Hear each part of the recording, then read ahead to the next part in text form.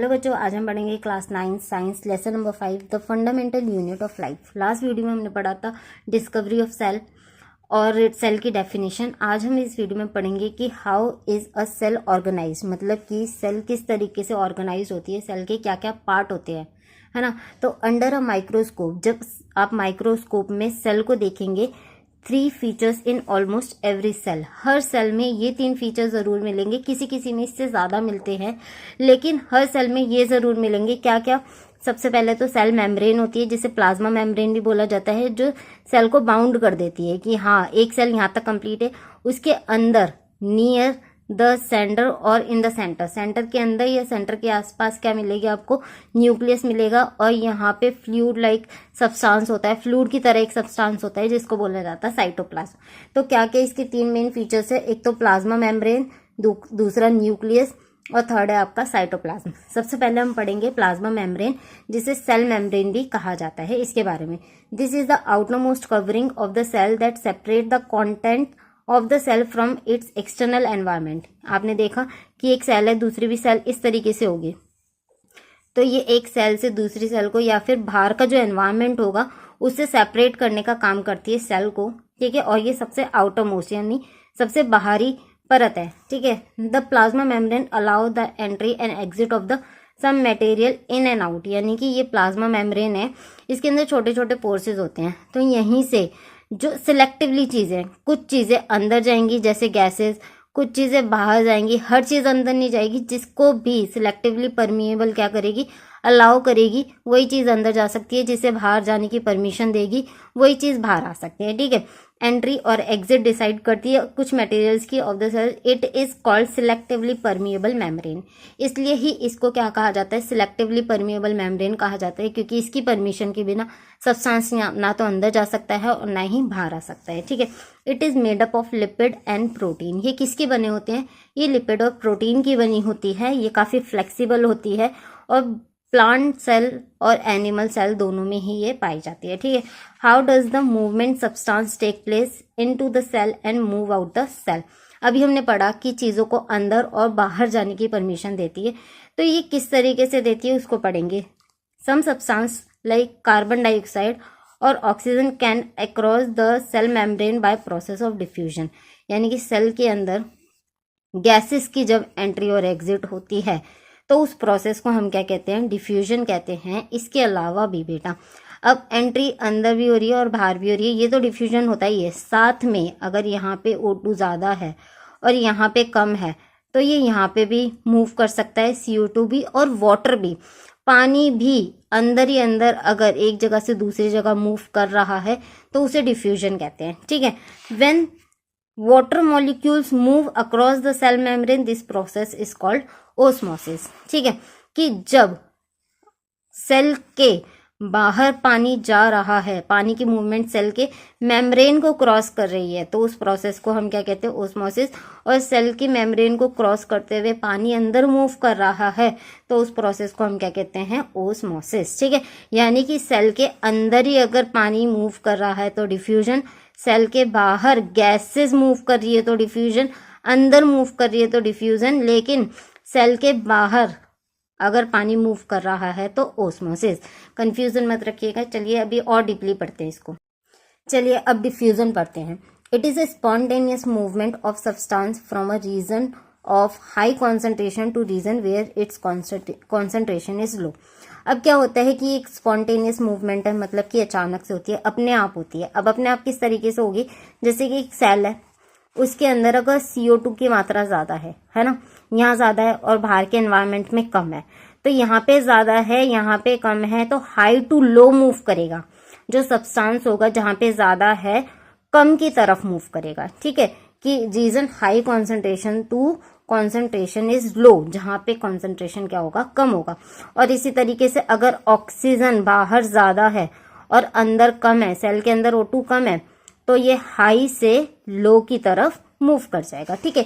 Example दे रखा है which CO2 which is cellular waste and required to be move out of the cell. क्या होता है? CO2 हमारी रेस्पिरेशन के प्रोसेस में हमारे सेल में क्या हो जाती है? CO2 की मात्रा ज्यादा हो जाती है, जो कि हमारे लिए एक सेलुलर वेस्ट है, सेल के लिए अच्छा नहीं है, वेस्ट है। तो ये मूव किस तरीके से करेगी, मूव इस तरीके से करेगी कि अंदर ज्यादा है CO2, बाहर कम है, तो हाई टू लो मूव कर जाएगी, ठीक है। Accumulate in high concentration, cell के अंदर ज्यादा हो जाती है, ठीक है। And the concentration of external environment is low as compare to inside the cell, cell के अकॉर्डिंग बाहर कैसी होगी, कम होगी। तो CO2 move out of the cell, cell में से क्या हो जाएगी, बाहर, जहां पे हाई है उससे लो की तरफ मूव कर जाएगी। इस प्रोसेस को हम क्या कहते हैं, डिफ्यूजन कहते हैं। O2, अब O2 भी यही है कि O2 अगर बाहर के एनवायरमेंट में ज्यादा है, अंदर सेल के अंदर कम है, enter the cell by diffusion, और डिफ्यूजन के प्रोसेस से वो अंदर की तरफ आ जाएगी, हाई टू लो, ठीक है, जहां पे कम है उसके अकॉर्डिंग। अब आता है आपका osmosis. Osmosis, the movement of water molecules from a region high amount of water, जहां पे पानी की मात्रा ज्यादा है, से कहां पे मूव करेगी, जहां पे पानी का अमाउंट कम है, ठीक है, of through a semi permeable membrane. इसके अंदर सबसे इंपॉर्टेंट यही बात है कि बेटा जो वाटर है ना, उसके मॉलिक्यूल्स हाई टू लो तो मूव कर ही रहे हैं, साथ में एक चीज कंडीशन ये है कि ये जो सेमी परमेबल मेम्ब्रेन है, इसको क्रॉस करना जरूरी है, ओके। उसी प्रोसेस को हम क्या कह देते हैं, ओस्मोसिस कह देते हैं। What will happen if we put an animal cell और a plant cell into a solution of sugar और सॉल्ट इन द वाटर। अगर हम पानी में नमक घोल के उस एनिमल सेल या प्लांट सेल रखें तो क्या होगा, तो इसमें क्या हो सकता है बेटा, 3 कंडीशंस हो सकती हैं। One of the following 3 could happen, इनमें से 3 चीजें हो सकती है। पहला क्या हो सकता है, हाइपोटोनिक सॉल्यूशन, दूसरा क्या हो सकता है, आइसोटोनिक, और थर्ड वन इज हाइपरटोनिक। अब ये तीनों चीजें क्या होती है मैं आपको समझाती हूँ, लेकिन उससे पहले आपको एक चीज समझनी है। हाई वाटर कॉन्सेंट्रेशन का मतलब होता है पानी की मात्रा ज्यादा होना, ठीक है। लो वाटर कंसंट्रेशन का मतलब होता है पानी की मात्रा, पानी कम होना, ठीक है। अब एक और वर्ड यूज होता है कि कॉन्सेंट्रेटेड सॉल्यूशन। कॉन्सेंट्रेटेड सॉल्यूशन का मतलब होता है जिसमें सॉल्यूट यानी कि पानी में नमक या चीनी की मात्रा ज्यादा होगी। कॉन्सेंट्रेटेड सॉल्यूशन में पानी में नमक या चीनी की मात्रा ज्यादा होती है, और हाई वाटर कॉन्सेंट्रेशन में पानी का अमाउंट ज्यादा होता है, okay. If the external environment of cell is high water concentration then the cell. अब जैसे ये सेल है, सेल के बाहर पानी ज्यादा है, सेल के अंदर पानी क्या है, कम है, तो आप बताइए क्या होगा। Means that the outside solution is very dilute, यानी कि यहाँ पे पानी का अमाउंट ज्यादा है, सॉल्वेंट की सॉल्यूट का अमाउंट कम है। सॉल्यूट क्या होते हैं, नमक या चीनी या जिसको भी मिलाया जा रहा है वो सॉल्यूट होता है। सॉल्वेंट लिक्विड जिसके अंदर मिलाया जा रहा है उसे कहते हैं, ठीक है। तो पानी काफी डाइल्यूट है, the cell will gain water. तो इस कंडीशन में क्या होगा, पानी हाई से लो की तरफ क्या कर जाएगा, मूव कर जाएगा, सेल के अंदर पानी चला जाएगा। अब सेल के अंदर पानी चला जाएगा तो सेल क्या कर जाएगी, स्वेल कर जाएगी, मोटी हो जाएगी। ऐसे सॉल्यूशन को हम क्या कहते हैं, हाइपोटोनिक सॉल्यूशन। नेक्स्ट वन क्या है, if the external environment of cell has exactly the same water concentration. अब ये सेल है, सेल के बाहर भी सेम वाटर है, मॉलिक्यूल्स है, सेल के अंदर भी सेम वाटर मॉलिक्यूल्स है, तो इस कंडीशन में पानी की कोई मूवमेंट नहीं होगी, और सेल कैसे रहेगी, बिल्कुल सेम साइज की, जैसी थी वैसी रहेगी, क्योंकि कोई भी मूवमेंट वाटर की हो नहीं रही है, कॉन्सेंट्रेशन बिल्कुल सेम है, ओके। तो इस सॉल्यूशन को हम बोलते हैं आइसोटोनिक, जहां पानी की मात्रा सेल के अंदर और सेल के बाहर दोनों ही जगह एक जैसी है। और थर्ड कंडीशन में क्या होगा, if the external environment of cell has a low water concentration, यानी कि सेल के बाहर जो है कॉन्सेंट्रेशन कैसा है, कम है, सेल के अंदर पानी ज्यादा है, सेल के बाहर पानी कम है। तो इस सिचुएशन में क्या होगा, सेल में से पानी निकल के बाहर आ जाएगा, सेल जैसी है वो क्या हो जाएगी, श्रिंक कर जाएगी, सुकड़ जाएगी, है ना। तो क्या होगा कि cell will lose water by osmosis, osmosis के थ्रू पानी निकल जाएगा सेल में से, और सेल क्या कर जाएगी, श्रिंक कर जाएगी। इस प्रोसेस को हम कहते हैं हाइपरटोनिक सॉल्यूशन। हाइपोटोनिक जिसमें सेल फूल जाएगी, आइसोटोनिक जिसमें सेम साइज की रहेगी, और हाइपरटोनिक जिसके अंदर सेल क्या कर जाएगी, श्रिंक कर जाएगी, okay. Unicellular fresh water organism and most plant cell tend to gain water through osmosis. कई सारे जो यूनिसेलुलर ऑर्गेनिज्म होते हैं, सिंगल सेल ऑर्गेनिज्म होते हैं, और प्लांट होते हैं, वो इसी तरीके से पानी क्या करते हैं, अंदर लेते हैं अपने, और मूव आउट भी इसी तरीके से करते हैं, ओके। नेक्स्ट पढ़ते हैं, एक एक्टिविटी दे रखी है ओस्मोसिस विद एग, एग के साथ एक एक्टिविटी दे रखी है, ठीक है। क्या करना है आपने, एक एग लेना है, अंडा लेना है, remove the shell of an egg by dissolving it in dilute hydrochloric acid और विनेगर।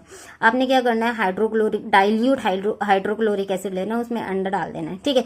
अब अंडे की जो शेल होती है वो कैल्शियम कार्बोनेट की होती है, तो HCl में जब आप डालेंगे उसे तो वो क्या कर जाएगी, पूरी डिसॉल्व हो जाएगी, ठीक है। A thin layer outer skin now enclose the egg. अब आपको क्या करेगी, ऊपर की शेल हट गई है तो आपको स्किन नजर आएगी सेल की, अंडे की, ठीक है। If the egg put the egg in pure water and observe after 5 minute. आपने क्या करना है, अब ऊपर अंडे की जब शेल निकल गई है तो उसमें क्या बचा है, आपकी मेम्ब्रेन बची है, अंदर न्यूक्लियस है और साइड में साइटोप्लाज्म है, ठीक है। तो आपने क्या करना है, उसको प्योर वाटर में डाल देना है, सिंगल सेल्ड है वो। थोड़ी देर में क्या होगा, the egg swell because water passes into it by osmosis. आपने क्या करा, उसको एक प्योर वाटर में जब डाला तो बाहर पानी ज़्यादा था, अंडे के अंदर पानी कम था, तो वो high concentration to low concentration क्या कर जाएगा, मूव कर जाएगा। ओके, इसको हम क्या कहेंगे, ये कौन सा सॉल्यूशन है, हाइपोटोनिक सॉल्यूशन, जिसके अंदर सेल क्या कर जाती है, स्वेल कर जाती है। अब आता है आपका एंडोसाइटोसिस। बेटा हमने पढ़ा डिफ्यूजन, जिसमें सेमी परमिएबल मेम्ब्रेन के आर पार क्या जा रही थी, आपकी गैस जा रही थी। ओस्मोसिस में वाटर जा रहा था। एंडोसाइटोसिस में क्या होता है, फूड पार्टिकल सेल मेम्ब्रेन के अंदर एंटर कर जाता है, ठीक है। यानी कि the flexibility of the cell membrane also enable the cell to engulf the food. Engulf मतलब कि निगल लेना है, ले लेना है, एंड अदर मटेरियल, और कुछ अदर मटेरियल भी हो सकते हैं बाहर के एक्सटर्नल एनवायरनमेंट से। इस प्रोसेस को क्या कहा जाता है, एंडोसाइटोसिस। यानी कि जो हमारी सेल मेम्ब्रेन है वहां वो क्या करेगी, फूड पार्टिकल को अपने अंदर एनगल्फ कर लेगी, ले लेगी। उस पूरे प्रोसेस को क्या कहा दिया जाता है, उसको कहा जाता है एंडोसाइटोसिस। अमीबा जो होता है इसी प्रोसेस से अपने खाने को गेट करता है, लेता है। क्या होता है, जैसे अमीबा, ठीक है। सबसे पहले तो ये अपनी जो शेप है उसको चेंज करेगा, ठीक है। चेंज करता हुआ कुछ इस तरीके से करेगा और फिर इस तरीके से अपने अंदर ले लेगा। इसी प्रोसेस को क्या कह देते हैं, एंडोसाइटोसिस। अब आपका आता है differentiate between diffusion and osmosis. I hope आपको समझ में आ ही गया होगा। तो diffusion can occur in all 3 medium. तीनों मीडियम में डिफ्यूजन हो सकता है, सॉलिड में भी, लिक्विड में भी, गैस में भी, ठीक है। गैस का जैसे CO2 आर पार जा रही है और लिक्विड आर पार जा रही है, या फिर अंदर ही अंदर सेल के अंदर ही मूव कर रही है। अंदर भी कर सकती है डिफ्यूजन, अंदर भी हो सकता है, बाहर भी हो सकता है। सेल मेम्ब्रेन को क्रॉस भी कर सकती है, नहीं भी कर सकती, ठीक है। तो सॉलिड में जैसे कि जो ग्लूकोज होता है उसको सॉलिड में लिया जाता है, ठीक है। ग्लूकोज भी आर पार जाएगा या अंदर ही अंदर इधर से उधर जाएगा, तो वो हमारा क्या है, डिफ्यूजन का प्रोसेस हो रहा है। लिक्विड यानी कि पानी अंदर ही अंदर मूव कर रहा है जब भी डिफ्यूजन हो रहा है, और गैस अंदर ही अंदर मूव कर रही है या बाहर या अंदर मूव कर रही है, दोनों ही तरीके से क्या हो रहा है आपका डिफ्यूजन।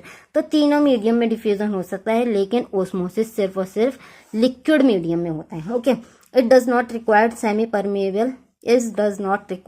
Permeable membrane. इसके लिए सेमी परमिएबल मेम्ब्रेन को क्रॉस करना बिल्कुल भी इंपॉर्टेंट नहीं है, लेकिन इसमें सेमी परमिएबल मेम्ब्रेन का क्रॉस करना जरूरी है।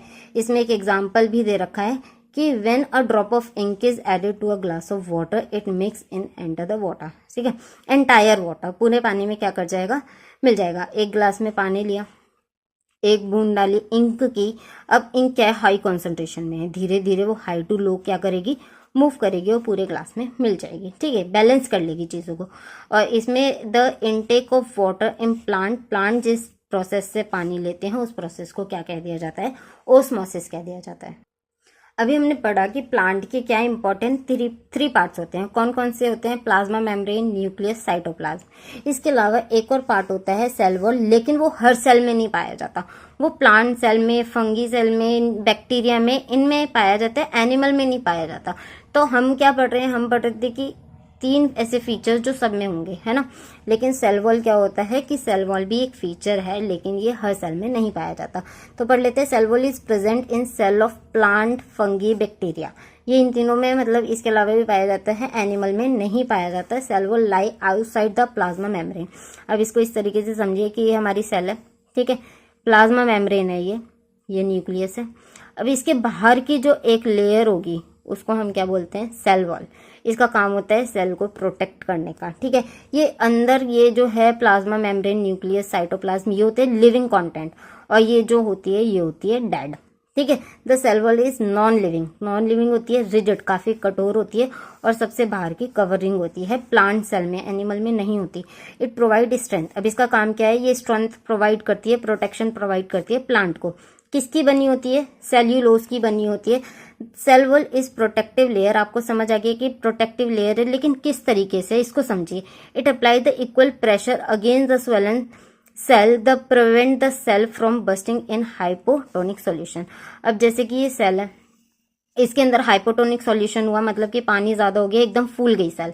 अब ये होती है सेल वॉल बाहर की तरफ, अब ये फूलती जाएगी तो ये यहाँ तक पहुंच गई है ना, सेल वॉल तक पहुंच गई। जैसे सपोज कीजिए कि ये फूल रही है, अब सेल वॉल इसको और ज्यादा फूलने से क्या करेगी, रोक लेगी, प्रोटेक्शन। जैसे ये बाहर की तरफ फूल रही है तो बाहर की तरफ प्रेशर लगा रही है, और जो सेल वॉल होती है वो अंदर की तरफ प्रेशर लगाती है, तो इसको और ज्यादा फूलने नहीं देती, जिससे कि ये क्या नहीं होती, बस्ट नहीं होती, इसको बस्टिंग से बचा लेती है। अगर कोई चीज ज्यादा बढ़ती चली जाएगी, एक गुब्बारा है, आप उसमें ज्यादा से ज्यादा पानी भर देंगे तो ऐसा टाइम आएगा कि फूट जाएगा, है ना। इसी तरीके से ये ज्यादा फूलती रहती है, तो इक्वली अगेंस्ट में क्या होता है कि सेल वॉल प्रेशर लगाती है, जिसकी वजह से ये फूटती नहीं है, इसको बस्ट होने से बचा लेती है जब हाइपोटोनिक मीडियम होता है। ओके, सेल्यूलोज क्या होता है, अभी हमने पढ़ा कि जो हमारी सेल वॉल होती है सेल्यूलोज की बनी होती है। सेल्यूलोज क्या होता है, तो इज अ कॉम्प्लेक्स सब्सटेंस, ये एक सब्सटेंस होता है जो कि प्लांट को क्या करता है, स्ट्रेंथ प्रोवाइड करता है, उसको खड़े रहने में हेल्प करता है, ठीक है। अब हम पढ़ेंगे प्लाज्मोलिसिस, ये क्या होता है। When a living plant cell loses water through osmosis, there is shrinkage or contraction of content of the cell away from the cell wall. नहीं समझ आया, मैं बताती हूँ। क्या है कि जैसे कि ये आपकी सेल है और ये आपकी सेल वॉल है, ठीक है। अब क्या है कि ओस्मोसिस में क्या हो गया, ने पानी की सारा का सारा बाहर की तरफ मूव कर दिया, तो अब ये क्या करेगी, सेल क्या कर जाएगी, सिकुड़ जाएगी, लेकिन जो सेल वॉल है वो अपनी ही पोजीशन पे रहेगी, ये नहीं सिकुड़ेगी। तो सेल सिकुड़ के क्या हो जाएगी, सेल वॉल से दूर की तरफ चली जाएगी, है ना। पहले ये यहाँ तक थी, अब ये कम हो गई है। तो इस कंडीशन में क्या होता है, प्लाज्मोलिसिस में जो सेल वॉल है उससे लिविंग कंटेंट दूर चला जाता है, सिकुड़ जाता है, ठीक है। इसी प्रोसेस को, इसी फिनोमेना को हम क्या कहते हैं, प्लाज्मोलिसिस कहते हैं। अब आता है आपका nucleus. Nucleus is spherical dot like structure near the centre of the cell, ठीक है। ये सेल है, सेल के सेंटर के आसपास या फिर सेंटर में हमारा क्या प्रेजेंट होता है, न्यूक्लियस प्रेजेंट होता है। The nucleus has double layered, अब ये न्यूक्लियस सेल तो हमने बना लिया, अब ये है हमारी न्यूक्लियस, ठीक है। तो इसमें होती है डबल लेयर, एक न्यूक्लियस है, उसके ऊपर एक और लेयर होगी, और इसके अंदर भी fluid like structure, fluid like substance होता है, जिसको हम क्या बोलते हैं, न्यूक्लियोप्लाज्म, ठीक है। न्यूक्लियोप्लाज्म में डबल लेयर्ड होती है। The nuclear membrane has pores, अब इस मेम्ब्रेन में क्या होते हैं, जगह जगह पे छोटे छोटे होते हैं पोर्सेस, ठीक है। अब इन पोर्सेस का काम क्या होता है, इन पोर्सेस का काम होता है मटेरियल को अंदर आना, और जो भी चीज है जरूरत की उसको बाहर जाना है, यानी कि साइटोप्लाज्म चीजें अंदर यहीं से आती हैं, इन्हीं पोर्सेस में आती हैं और इन्हीं पोर्सेस में से बाहर जाती हैं। Okay, the nucleus contain chromosomes which are visible as rod shaped structure only when the cell is about to divide, ठीक है। न्यूक्लियस के अंदर क्या होते हैं, न्यूक्लियस के अंदर होते हैं क्रोमोसोम्स। कैसे दिखते हैं, न्यूक्लियस के अंदर जो क्रोमोसोम्स होते हैं वो कुछ इस तरीके से नजर आते हैं, एक्स की तरह, ठीक है। एकदम कॉइल्ड फॉर्म में, एकदम से कैसे, एकदम से बिल्कुल बिचे बिचे कंडेंस से, ठीक है। इस तरीके से ये नजर आते हैं, ये एक बन जाता है, ठीक है, और ये दूसरा बन जाएगा, इसी की ये एक बन गया ये पूरा, ठीक है। और यहीं से दूसरा ये होता है, इस तरीके से ये पूरा जुड़ा हुआ होता है, ठीक है, कॉइल्ड की तरह। तो यानी कि हमारा क्रोमोसोम, हमारी जो न्यूक्लियस होती है उसके अंदर कितने 23 पेयर, इस तरीके के 23, और अगर इसको काउंट करोगे तो 46 पेयर 23 के और 46 क्रोमोसोम हमारे सेल के अंदर, हमारी न्यूक्लियस के अंदर पाए जाते हैं। क्रोमोसोम कंटेन इंफॉर्मेशन इनहेरिटेंस, ठीक है, मतलब information for inheritance characters parent to next generation. इसके अंदर पूरी की पूरी इन्फॉर्मेशन होती है कि पेरेंट्स की क्या आदतें, क्या चीज़, कलर, हेयर कलर, हर चीज़ कैसी बच्चे के अंदर जानी है, ये इन्फॉर्मेशन क्रोमोसोम के अंदर होती है in the form of DNA के फॉर्म में। जैसे कि आपने देखा कि ये कॉइल्ड फॉर्म में होता है, बहुत ज़्यादा कंडेंस होता है। जब आप इसको थोड़ा सा खींचेंगे तो ये कुछ इस तरीके से नज़र आएगा, है ना, सीढ़ी की तरह। तो ये जो नज़र आ रहा है दिस इज डीएनए, ठीक है, डीएनए। जब आप इस कॉइल को थोड़ा सा खींचते हैं तो ये क्या है, ये डीएनए की ये नज़र आएगा सीढ़ी की तरह, जिसे हम बोलते हैं डीएनए। और ये एक सेगमेंट, ये दो सेगमेंट, है ना। तो ये जो सेगमेंट्स होती हैं इन्हें बोला जाता है जीन्स। मतलब कि आपकी जितनी भी चीज़ें, फंक्शनल सेगमेंट, कि आपकी आँख कैसी होगी, नाक किस तरह की होगी, उसकी शेप कैसी होगी, वो इन जीन्स में। यानी कि अगर आप इन जीन को थोड़ा सा कंडेंस करेंगे तो वो डीएनए बन जाएगा, डीएनए को तो और ज़्यादा कंडेंस करेंगे तो वो क्रोमोसोम बन जाएगा। समझ आ गया। तो इसके अंदर जो आपकी इंफॉर्मेशन सारी की सारी है वो in the form of DNA, और डीएनए के भी किस चीज़ के अंदर, जीन के अंदर। समझ आ गया। ओके, तो डीएनए की फुल फॉर्म क्या होती है, deoxy nucleic acid. Chromosome are composed of DNA and protein. Chromosome किसके बने होते हैं, आपने देखा कि ये क्या है, डीएनए है, और इसके ऊपर प्रोटीन्स भी लगे होते हैं। तो किसके बने होते हैं, ये डीएनए प्रोटीन के बने होते हैं chromosomes. DNA molecules contain information necessary. DNA के अंदर ही हमारी सारी इन्फॉर्मेशन होती है कि किस तरीके की सेल कंस्ट्रक्ट होनी चाहिए, किस तरीके से सेल बनेगी, ये सारी इन्फॉर्मेशन डीएनए के अंदर होती है।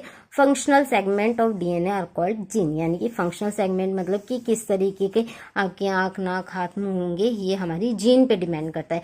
तो डीएनए का जो फंक्शनल सेगमेंट होता है उसे हम क्या कहते हैं, जीन्स कहते हैं। In a cell which is not dividing, और जब तक सेल डिवाइड नहीं होगी तब तक उसका जो डीएनए है किस फॉर्म में होता है, क्रोमेटिन मटेरियल के फॉर्म में होता है। क्रोमेटिन मटेरियल क्या होता है, जैसे ये न्यूक्लियस है, ठीक है, इसमें एक उलझे हुए धागे की तरह जब डीएनए पड़ा होता है तो इस धागे को क्या कह दिया जाता है, इसे बोला जाता है क्रोमेटिन मटेरियल। और जब ये धागा, जब सेल क्या होगा, डिवाइड होने वाला होगा, उस टाइम पे ये इस तरीके से सेल इसमें क्रोमोसोम में अरेंज हो जाता है। ठीक है, समझ आ गया। यानी कि ये थ्रेड लाइक स्ट्रक्चर पहले क्या था, क्रोमेटिन था। जब ये अच्छे से ऑर्गेनाइज हो जाता है तो ये किस में कन्वर्ट हो जाता है, क्रोमोसोम में कन्वर्ट हो जाता है। Okay, chromatin material is visible as entangle mass thread like structure. ऐसे ही फालतू का थ्रेड की तरह पड़ा रहता है। When the cell is about to divide, जब वो डिवाइड होगा तो क्रोमेटिन एकदम ऑर्गेनाइज होके क्रोमोसोम में कन्वर्ट हो जाता है। The nucleus play a central role in cellular reproduction, the process by which a single cell divides and form two new cells. अब जो हमारा न्यूक्लियस है वो इसमें भी इम्पोर्टेंट रोल निभाता है कि जैसे कि एक सेल है, उसके अंदर सबसे पहले क्या होगा, न्यूक्लियस डिवाइड होगा। ये जो न्यूक्लियस है पहले इस फॉर्म में कुछ आएगा, ठीक है, सेल के अंदर, और ऐसे होते होते ये न्यूक्लियस अलग हो जाएगा और ये दूसरा न्यूक्लियस अलग हो जाएगा। यानी कि सेल के डिवीजन में सबसे पहला रोल किसका होता है, न्यूक्लियस का। ठीक है, पहले न्यूक्लियस डिवाइड होगा, फिर सेल, दो नई सेल बन जाएंगे। It also determine development of cell. ये इस चीज़ का भी ध्यान रखता है कि सेल किस तरीके से डेवलप्ड होगा, और डेवलप्ड होने के बाद उसका जो मेच्योरिटी के टाइम पे जितने भी केमिकल एक्टिविटीज़ होंगी, सेल की केमिकल एक्टिविटीज़, वो कौन कंट्रोल करता है, वो कंट्रोल करता है आपका न्यूक्लियस। इन सम ऑर्गेनिज्म लाइक बैक्टीरिया, कुछ ऑर्गेनिज्म जैसे कि बैक्टीरिया, उनके अंदर जो रीजन होता है, न्यूक्लियर रीजन होता है, वो पुअरली डिफाइंड होता है। मतलब जैसे हमने देखा कि न्यूक्लियस है ना, न्यूक्लियस है मतलब इसके अंदर न्यूक्लियोप्लाज्म होता है, इसके ऊपर दो डबल लेयर्ड होती हैं, इसमें प्रॉपर तरीके से पोर्सेज होते हैं। इस तरीके से पूरा न्यूक्लियर क्या होता है, अच्छे से डिफाइंड होता है। कुछ में नहीं होता है, तो जिनमें एब्सेंट होती है न्यूक्लियर मेम्ब्रेन, उस such as nuclear region contain only nucleic acid. ऐसे ही सेल के कहीं ऐसे कोने में क्या है कि न्यूक्लिक एसिड प्रेजेंट होता है और यहीं पे डीएनए प्रेजेंट होता है। तो ऐसा रीजन जहाँ पे न्यूक्लियर मेम्ब्रेन नहीं होती है, जिनमें वो क्या कहलाते हैं, वो कहलाते हैं न्यूक्लियोइड। इसी आधार पे सेल को दो पार्ट में डिवाइड कर देते हैं, एक होता है प्रोकैरियोटिक और एक होता है यूकैरियोटिक। यानी कि जिसमें न्यूक्लियर रीजन अच्छे से डिफाइन नहीं होगा वो कौन सी सेल कहलाती है, मतलब जिसके अंदर न्यूक्लियर मेम्ब्रेन नहीं होगी वो कहलाती है प्रोकैरियोटिक सेल, और जिनके अंदर न्यूक्लियर मेम्ब्रेन होती है वो कहलाती है हमारी यूकैरियोटिक सेल। अब इनके बीच में डिफरेंस आता है तो इसको पढ़ लेते हैं। In prokaryotic the size of cell is generally small. Prokaryotic में प्रोकैरियोटिक सेल का जो साइज होता है वो बहुत छोटा होता है, ठीक है। और यूकैरियोटिक सेल में जनरली इससे बड़ा होता है। इट कंटेन, इसके अंदर सिर्फ एक सिंगल क्रोमोसोम होता है, इसके अंदर एक से कई ज्यादा क्रोमोसोम होते हैं। प्रोकैरियोटिक सेल यूनिसेलुलर ऑर्गेनिज्म में पाया जाता है। Eukaryotic cell are mostly multi cellular organism. Eukaryotic multi cellular में पाया जाता है। Nuclear region is not well defined. Nuclear region अभी पढ़ा ना हमने, अच्छे से डिफाइन नहीं होता है, और क्योंकि वो डिफाइन नहीं होता है तो उस रीजन को क्या कह देते हैं हम, जहाँ पे न्यूक्लिक एसिड प्रेजेंट होता है उसको बोल देते हैं न्यूक्लियोइड। और इसके अंदर क्या होता है कि nuclear region is well defined, अच्छे से डिफाइंड होता है, और न्यूक्लियस के चारों ओर क्या होती है, न्यूक्लियर मेम्ब्रेन होती है, वो भी डबल लेयर्ड होती है, ठीक है। Membrane bound cell organelle are absent. Cell membrane के अंदर बहुत सारे जो ऑर्गेनल्स होते हैं वो इसमें क्या होते हैं, एब्सेंट होते हैं, ठीक है। और सेल मेम्ब्रेन के अंदर जितने भी सेल ऑर्गेनल्स प्रेजेंट होते हैं वो इसके अंदर होते हैं, प्रेजेंट होते हैं, ठीक है। तो ये खत्म होता है। अब हम पढ़ेंगे साइटोप्लाज्म।